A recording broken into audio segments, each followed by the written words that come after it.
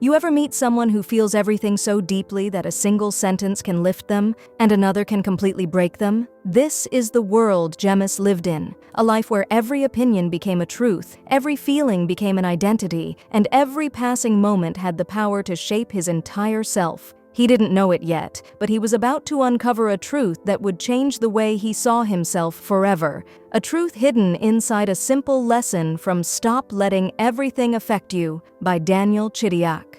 In a quiet little town, Gemmis grew up with a heart that reacted to everything. Even the smallest compliment made him feel like he was walking on clouds. But a single critical word? It felt like a storm breaking inside him. Every expression, every tone, every reaction from others carried weight in his mind. He didn't just feel emotions, he became them. One day in college, during a casual conversation, a friend laughed and said, "Gemmis, you're always stressed. You never relax." The words were light, but inside him, they landed heavily. All day long, he replayed them. Am I really always stressed? Am I too serious? Is this how people actually see me? What started as a joke turned into a belief he carried like a burden. Over time, his mind became a battlefield of judgments. If he felt fear, he believed he was weak. If he felt sad, he convinced himself he was broken. He didn't realize emotions come and go. He treated each one as the definition of who he was. Days turned into weeks, and life started to feel overwhelming. Happiness, anger, fear, worry, all swirling together without pause. If someone didn't talk to him, he thought he had done something wrong. But if someone praised him, he instantly felt like the best person in the world. His entire existence depended on what others said or didn't say. One day, exhausted by his own mind, Gemmis walked into a meditation workshop being held at his college. He didn't know why he entered, he just needed peace. Inside, an elderly man sat quietly, radiating a stillness so calming it felt unreal. The man asked everyone to close their eyes and simply observe their thoughts without calling them mine, without attaching meaning. At first, Gemmis couldn't do it. His mind kept complaining, "I'm bored, this is useless, I can't do this." But then he remembered the instructor's voice, "Just observe, don't react." So he tried again. Slowly, he noticed something. Thoughts appeared on their own and disappeared on their own. He didn't have to fight them. He didn't have to control them. For the first time in his life, Gemmis realized he was not his thoughts. He was the one watching them. A deep silence washed over him, like a storm finally settling. The old man's voice guided him deeper. When anger comes, people think they are angry. When fear comes, they think they are weak. But emotions are clouds, they pass. You are the sky they move across. These words hit Gemmis harder than anything he had ever heard. It was the first time he saw himself from a new angle, a place beyond emotions. Now, whenever a heavy feeling visited him, he whispered to himself, "It's just a feeling. It will pass." He practiced this for months. It wasn't always easy. Old habits tried to pull him back, taking things personally, blaming himself, letting his mood define his day. But this time, awareness was with him. He knew the storm was temporary. Gradually, people around him noticed the change. A friend asked, "Bro, you used to get hurt by everything. How are you so calm now?" Gemmis smiled gently. "I stopped believing every thought in my head. They're just visitors." One evening, he opened his diary and wrote, "Before, praise made me feel like a hero. Criticism destroyed me, but now I know people speak from their perception, not my truth. My peace stays with me as long as I don't hand it to someone else." Life didn't suddenly become perfect. He still felt sad sometimes, but he didn't drown in it. He still felt joy, but he didn't cling to it. He allowed everything to move through him like passing wind. One day at the park, he watched children playing, running, falling, laughing, getting up again. Suddenly, it struck him. This is life. Every emotion, every fall, every rise, it's all part of the game. And if you fall and think I lost, you miss the joy of the game entirely. He remembered how he used to let every small event overwhelm him. A no made him feel unworthy. A mistake made him feel like a failure. But now he understood. Events happen, emotions rise, but they don't define who we are. Inside each person lives a small child who wants to be loved, and when someone says something hurtful, that child cries. True peace begins when we gently tell that child, "It's okay, you're safe." If you enjoy stories like this, support Audiobook Prime by subscribing. Now let's go back to the summary. This is just an experience, nothing more. You are far greater than anything your mind creates. And from that day onward, Jamis made a quiet decision. Every day, even if only for a few minutes, he would sit alone with himself. No distractions, no phones, no noise, just him and the thoughts passing through like moving clouds. He allowed them to rise and he allowed them to fall, without labeling them, without judging them, without fighting them. Sometimes his eyes filled with tears for no reason. Sometimes a soft smile appeared without warning, and he received both emotions the same way, with a calm acceptance as if the inner weather was simply shifting. Slowly, something beautiful began to happen. A deep peace settled inside him. Not loud, not dramatic, but steady, warm, alive. Even the people around him started feeling the difference. Their hearts softened near him. One day, a friend said, "Jamis, you look so calm these days. Is everything in your life perfect now?" He laughed gently. "No, life isn't perfect. I just stopped trying to fix everything. I've learned to accept what is." He continued, "I used to run from every emotion. I used to think sadness was bad, fear was weakness, anger was failure. But now I see emotions as messages. Sometimes they tell us to slow down. Sometimes they tell us to change direction. But if we let them define us, that's when we lose ourselves." As months passed, a deeper understanding took root inside him. Real peace didn't mean the absence of problems. It meant staying balanced even in chaos. He was still human. He still felt confused, angry, happy, tired.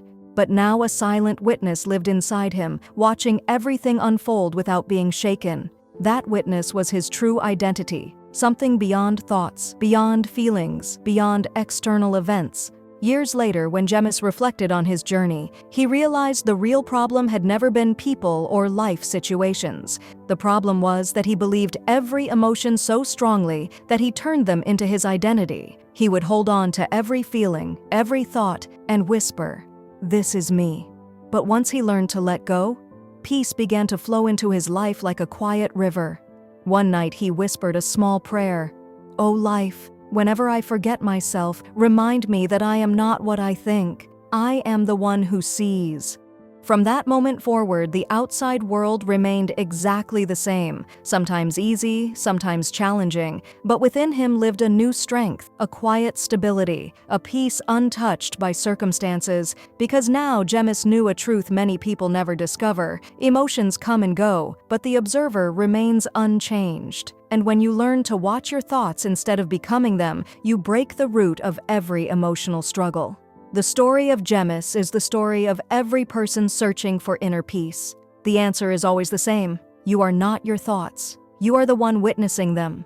But life had more lessons waiting for him. He no longer broke down over small things, but he began to notice another truth. Even when he recognized his emotions, his mind still played tricks on him. It searched for new ways to confuse him.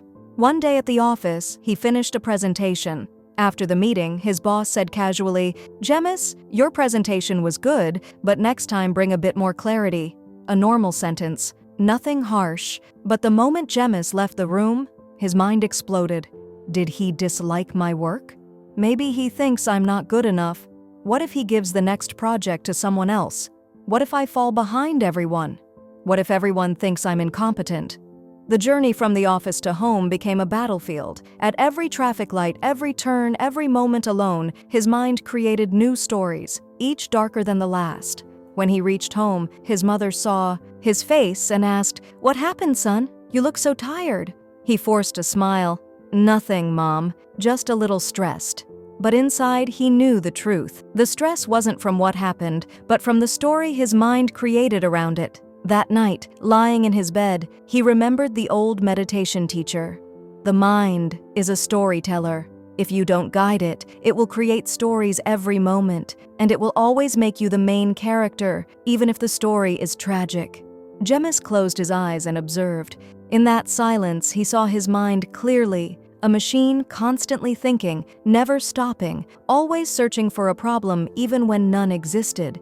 It was like a restless engine that didn't know how to be still. The next day, he spoke to his friend Neil, who loved meditation and psychology. Neil, my mind is never quiet. Even when nothing is happening, it keeps thinking. It can't stand being still. Neil smiled. That's what the mind does. It always looks for danger. If it can't find danger, it creates one. What do you mean? Gemmis asked. Neil explained.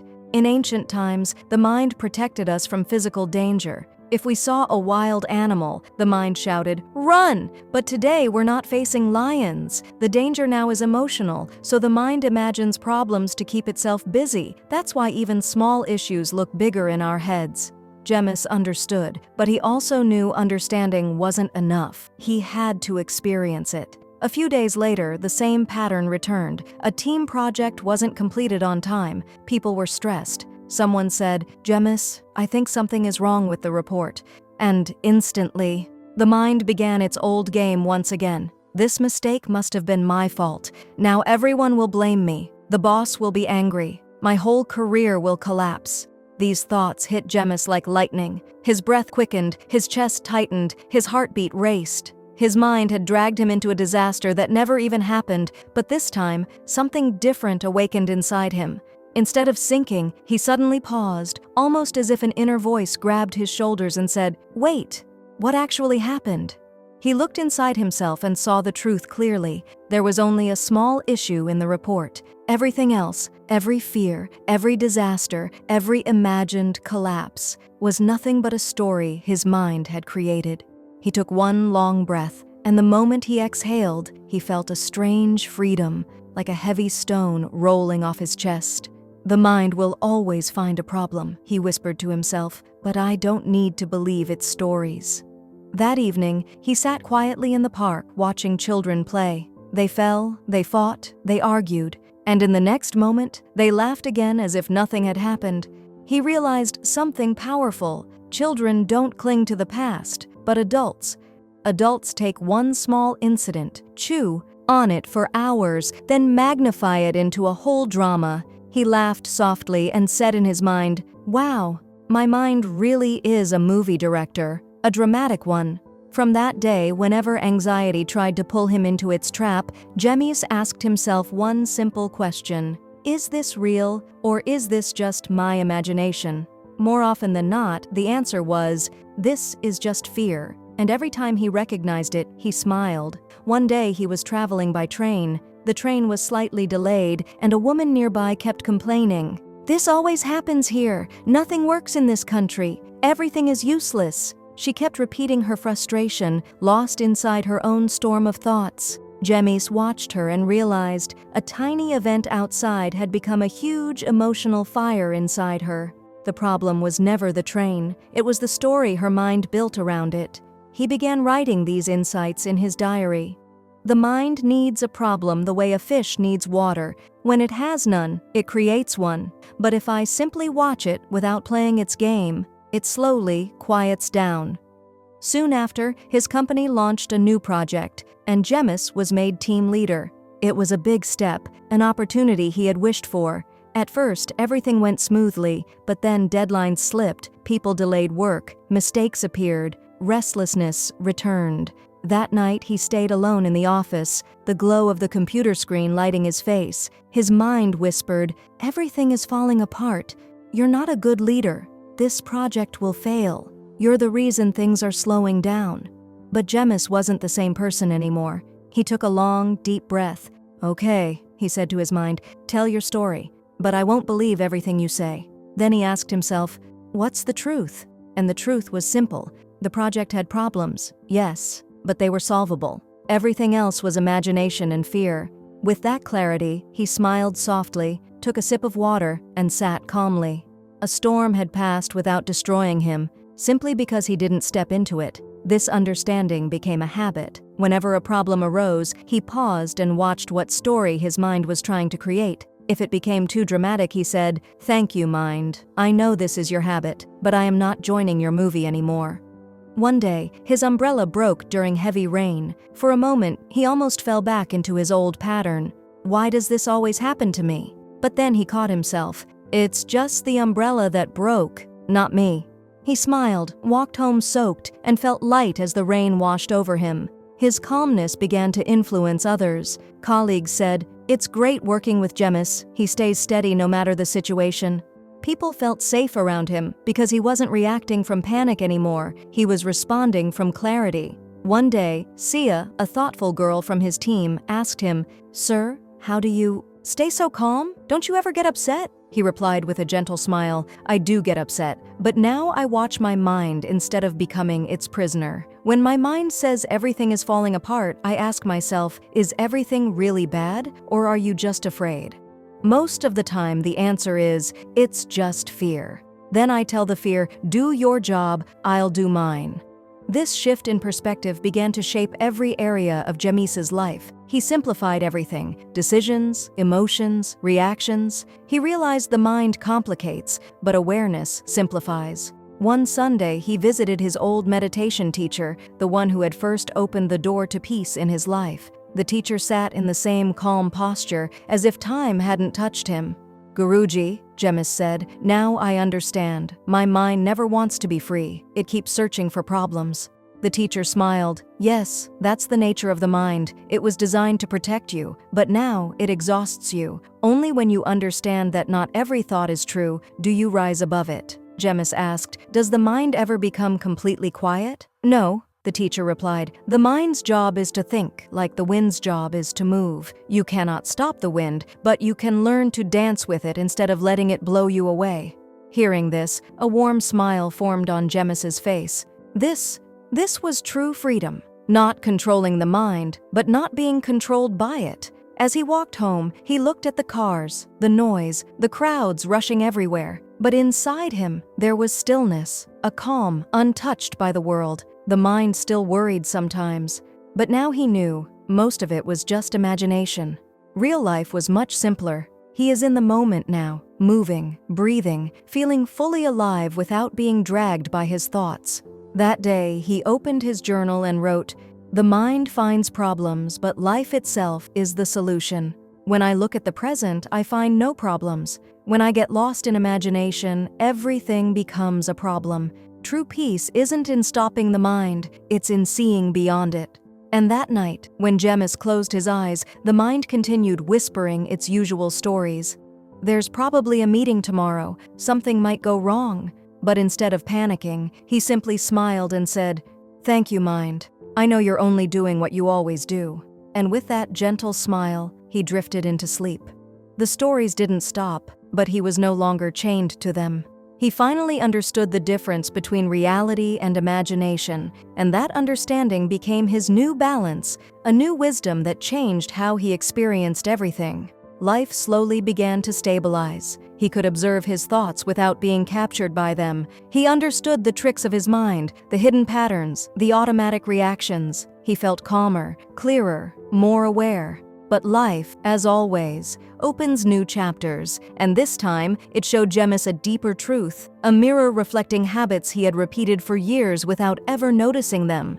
A huge new project began at the office. Every leader, every manager, every colleague had their eyes on it. The boss said, "Jemis, this time, the responsibility of the entire team is on your shoulders." He smiled proudly, but inside, a small tremor of pressure awakened. He knew the feeling, the familiar tightness that comes with big responsibilities. Everything went well at first. But as the deadline approached, something old and hidden began rising from within, his perfectionism. Suddenly, everything seemed wrong to him: the font size on reports, the alignment of meeting notes, the colors in the presentations. He began correcting everything again and again. The team grew frustrated. "Sir, we are trying, but you keep changing things. The work never gets done." Jemis knew they were right. He knew he was being difficult, but he couldn't stop himself. A voice inside kept whispering, "If anything goes wrong, it's all your fault. If this project fails, everyone will call you a failure." That night, exhausted, he looked at himself in the mirror. For a moment, he saw his old self, the boy who blamed himself for everything, who always felt he wasn't enough. He took a long breath and sat quietly. His teacher's old words echoed inside him. Sometimes our deepest fears wear the mask of our habits. We repeat them so often that we think they are part of our nature. He wondered, is this really who I am? Or is this just a pattern I learned long ago? He opened his diary and wrote, "Whenever I try to do something big, fear rises inside me. I'm scared of making mistakes. So I start controlling everything, hoping perfection will save me. But instead, I push people away, exhaust myself, and eventually make the very mistake I was afraid of." He sat silently, feeling the weight of this truth. Then another realization came, a deeper one. Was he chasing perfection or running from rejection? He remembered his childhood. Whenever he made a mistake, his father would scold him harshly, saying, "People who make mistakes never succeed." Maybe that was the moment a seed was planted inside him, the belief that making a mistake means losing love, losing respect. He leaned back, stunned by this sudden clarity. So, I'm not chasing perfection. I'm afraid of losing love. The next day, he tried something new at the office. He told the team, "Today you all handle the work. I'll just supervise." Almost instantly, anxiety rose in him. What if they make mistakes? What if the project collapses? He recognized the voice, the old pattern speaking again. He closed his eyes and whispered, "This time, I'll trust you, even if I'm scared." At the end of the day, when he reviewed the work, he realized everything was fine. No disaster, no failure, just people doing their best. A soft smile appeared on his face. He felt lighter, not just in work, but in his heart. Letting go of control didn't weaken him. It strengthened his relationships and his peace. But this was only the beginning. Over the next few weeks, he noticed how subtly the mind sabotages growth. Sometimes it said, "The time isn't right yet, prepare more." Other times it whispered, "You're not ready, do it later." This endless cycle of delay was nothing but self-sabotage, a quiet wall he had been building in his own path. One day, Sia approached him and said, "Sir, why didn't you submit your new project idea? Everyone thought you would." He hesitated. "It's not perfect yet. It needs work." Sia smiled gently. "Sir, sometimes the pursuit of perfection stops us from moving forward." Her words struck him deeply. They reflected the truth he had been avoiding all along. That night, he visited his meditation teacher again. He confessed, "Guruji, I feel like I'm blocking my own path. Whenever something good is about to happen, I get scared. I overthink, I delay, I stop myself." The teacher nodded calmly. "That is very common, son. There is a part of us that fears change. It wants everything to stay the same, not because it loves peace, but because it fears losing the old version of us." The silence that followed wasn't empty. It was transforming him. We get used to fear. It becomes familiar, like a voice we never question. It whispers, "If you try something big, you'll get hurt again." And while fear thinks it's protecting us, it also quietly imprisons us. Jemis looked at his teacher and asked, "Then how do I break out of this cage?" The teacher replied, "First, recognize when the pattern begins. When you start something new and suddenly feel fear, don't stop, just watch. See what the fear is saying. When you face it without running, it slowly loses its power." So Jemis made a promise to himself, "I will observe my patterns, not fight them." A few days later, there was a big presentation at work. Normally, he would panic, overthink, delay, but this time he said, "It may not be perfect, but it's enough to move forward." He delivered the presentation. Everyone applauded, and his smile wasn't because of the presentation. It was because he had defeated the fear that had held him hostage for years. After that day, he began noticing something strange. Anytime something good was about to happen, his mind created an excuse. Not now. What will people think? Learn a bit more first. But now he recognized these excuses the way we recognize old guests who always bring the same stories. He began to smile at them. One evening, while walking alone, a realization struck him. I always thought people were blocking my path, but the real obstacles were inside me. My fears, my fear of rejection, my fear of mistakes, my fear of losing control. He laughed to himself. So all this time I was fighting myself and defeating myself. Gradually, he began naming each fear. "Ah, the perfection fear, welcome back. But this time, I'm not listening to you." When the fear of control arrived, saying, "Everything must be in your hands," he replied, "Thank you, but I'm learning to trust now." Then one day something big happened. A major project failed. Everyone was sad. For the old Jemis, this would have destroyed his confidence. He would have blamed himself, tried to over-control everyone, and spent the whole night in guilt. But this time he said softly, "It was a mistake. That doesn't mean I am wrong." That night, he sat under the open sky. Clouds drifted slowly, the wind brushed against his face, and a deep peace settled inside him. He realized something profound. In trying to fix ourselves, we often become too harsh on ourselves. Real change begins when we learn to forgive ourselves. He placed his hand on his chest and whispered, "Enough, Gemmis. You've blamed yourself for years. Now give yourself some love."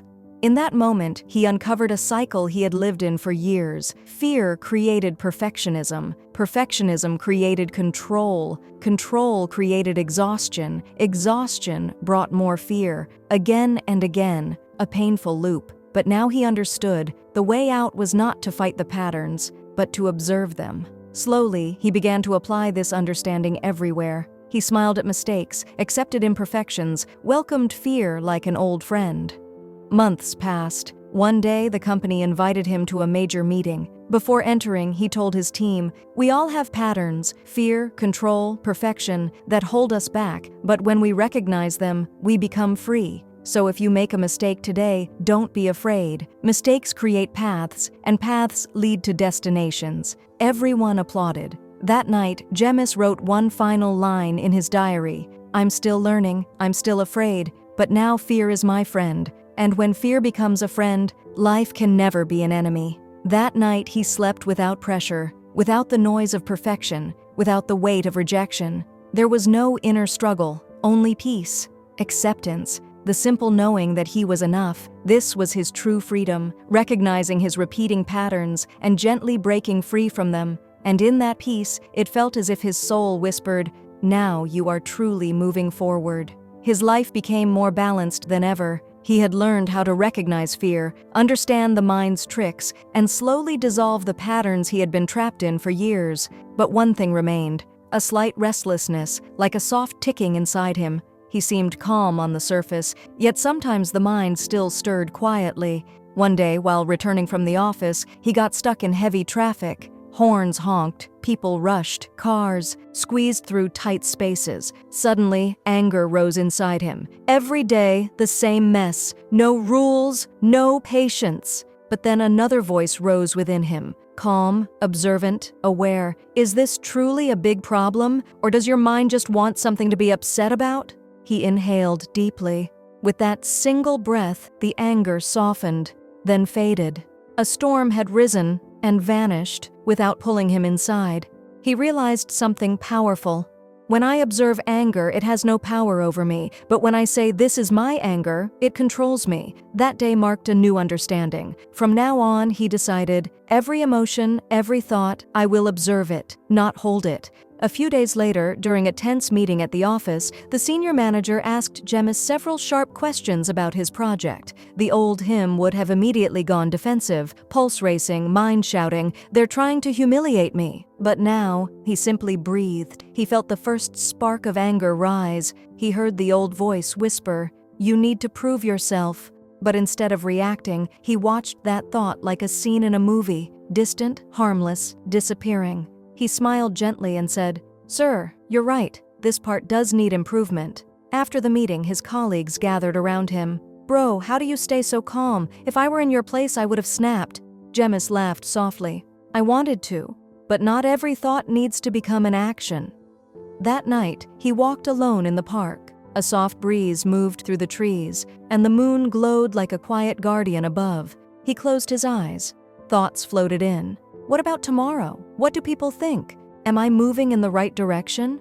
Before, these thoughts used to trap him. Now he simply let them come and let them leave. "These thoughts are guests," he whispered, "not my home." A deep peace began to settle inside him. It felt like watching his own mind from the outside, as if he were the sky and his thoughts were just drifting clouds. This awareness became his anchor. He practiced this daily. Whenever a difficult moment appeared, he paused and asked himself, is this moment really as big as my mind is making it? One day, his mother suddenly fell ill. The doctor assured him that she would recover with treatment. Still, fear rose inside him, the fear of losing someone he loved. But instead of drowning in that fear, he watched it carefully. Why am I worrying? Will it fix anything? No. Then I will simply feel it and let it pass. He sat by his mother's side, holding her hand quietly. No talking, no overthinking, just presence. In that silence, he understood a powerful truth. When we are fully present, our presence becomes healing.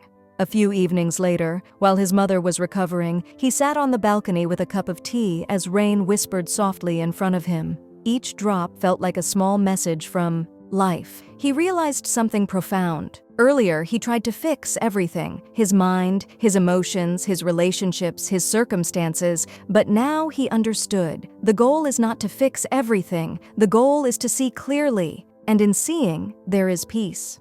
Around this time, Shah visited him one day, stressed and overwhelmed. "Jemis, there's pressure at work, arguments at home. My mind won't stop. I feel like something is going to go wrong." He asked her gently, "Have you ever watched your thoughts?" Shah frowned. "I have, but I still get carried away." He smiled. "Watch them like you're watching someone else's drama. Your thoughts are characters too: fear, doubt, worry. But you're not any of them. You're the one watching." "How do I do that?" she asked.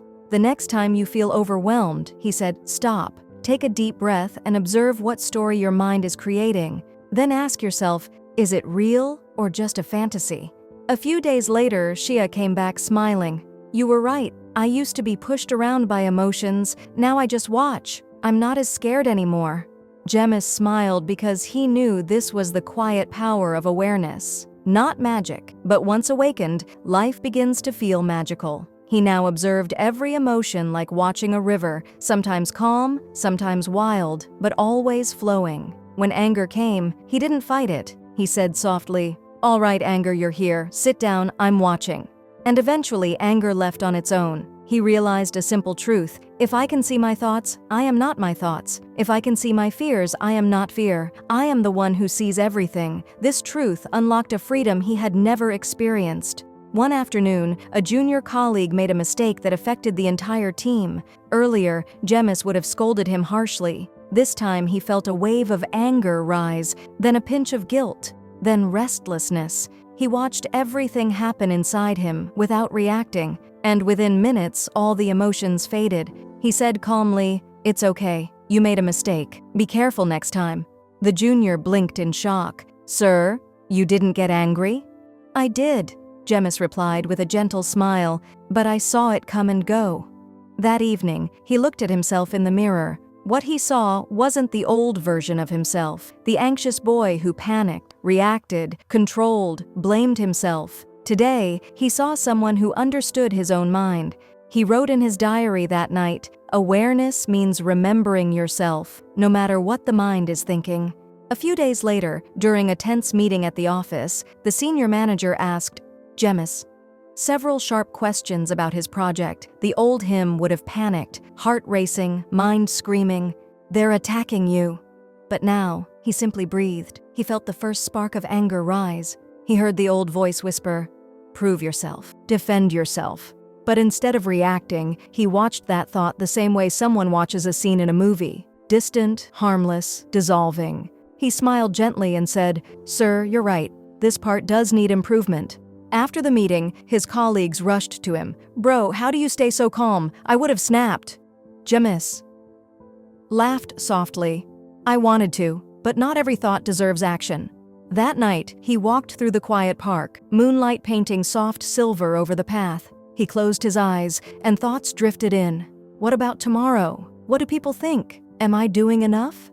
Earlier, he would have gotten tangled in them. Now he let them come. Let them go. "These thoughts are guests," he whispered, "not my home." A warm peace settled inside him. It felt as if he were watching his own mind from above, not as a prisoner, but as the sky watching clouds drift by. This awareness became his anchor. Whenever something difficult happened, he paused and asked, "Is this moment truly as big as my mind is making it?" One day, his mother suddenly fell ill. The doctor assured him she would recover, but the fear rose anyway, heavy, sharp. Instead of drowning in it, he watched it. Is worrying going to change anything? No, then I will allow this fear to come and allow it to leave. He held his mother's hand in silence, simply being present. And in that moment, he understood. Presence itself is healing. A few evenings later, while his mother slowly recovered, he sat on the balcony with a warm cup of tea as the rain whispered softly. He listened. Each raindrop felt like it carried a lesson. He realized he had spent years trying to fix his mind, emotions, relationships, situations. But now he understood something profound. Life doesn't need to be fixed. It needs to be seen. And in seeing, there is peace. Around this time, Shia came to him, exhausted and overwhelmed. Jemis, work is a mess, home is chaos, and my mind won't stop. I feel like something is about to go wrong. He asked gently, have you ever watched your thoughts? She frowned. I tried, but they still control me. He smiled. Watch them like you're watching a drama that has nothing to do with you. Your thoughts are just characters, fear, doubt, worry, but you're not any of them. You're the one watching. How do I do that? She asked quietly. The next time your mind panics, he said, pause, take one deep breath, then watch what story your mind is creating. Ask yourself, is this real or just imagination? A few days later, she returned, glowing. You were right. I used to get carried away by every emotion. Now I just watch, and I'm not that scared anymore. Jemis smiled, not because she learned from him, but because awareness had awakened in her, and awareness, once awakened, makes life feel magical. He now observed every emotion like a flowing river, calm sometimes, wild sometimes, but always moving. When anger appeared, he didn't try to block it. He said softly, welcome, sit down, I'm watching. And soon, anger faded on its own. He discovered a truth. If I can watch my thoughts, I cannot be my thoughts. If I can watch my fears, I cannot be fear. I am the one who sees. That truth brought a freedom he had never known. One afternoon, a junior at work made a mistake that affected the whole team. Earlier, Jemis just would have exploded. This time he felt anger rise, then guilt, then restlessness. But he just watched, and within minutes, every emotion dissolved. It's okay, he said calmly. Be careful next time. The junior stared wide-eyed. Sir, you didn't get angry? Jemis smiled. I did. I just saw it and let it pass. That evening, he looked at himself in the mirror and saw someone new. Not the boy who panicked and blamed himself, but a man who understood his own mind. He opened his diary and wrote, awareness means remembering yourself, no matter what your mind is thinking. Then he added one more line, a message for anyone listening, anyone struggling, anyone searching. If I can change, anyone can. Start small, watch one thought today. And before closing the diary, he whispered with a smile, if this journey inspires you, subscribe to Audiobook Prime, because together we grow stronger, wiser, calmer. A final breath, a quiet smile, and the motivation that rises from his story. You are not your mind. You are not your fear. You are the awareness that can change everything.